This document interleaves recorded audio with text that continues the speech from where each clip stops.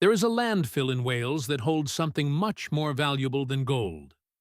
Buried under tons of trash is a single hard drive worth $500 million. It belongs to James Howells, an IT worker who started mining Bitcoin in 2009. Back then, the coins were worthless, just a fun experiment on his old laptop. He stopped mining, took the computer apart, but kept the hard drive in a drawer. Years passed until a spring cleaning day in 2013 changed his life forever. He had two identical drives. One was completely blank, and one held the fortune. By mistake, he threw the wealthy drive into a black bin bag and tossed it.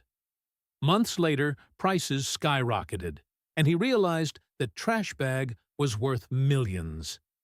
He frantically tracked the garbage truck's route to a specific grid reference at the dump. He knows exactly where it is, but the city council has locked the gates.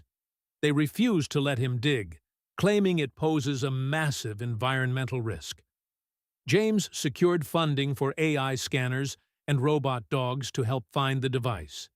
He even offered the city millions of dollars if they would let him excavate. But while the lawyers argue, nature is slowly destroying the evidence underground. Toxic chemicals and heavy pressure are likely crushing the delicate magnetic disk right now. Imagine the torture of knowing you are rich, but having zero access to the money. It is a harsh lesson in digital ownership and the permanence of human error. If you lose your keys, the blockchain doesn't care. The wealth is gone forever.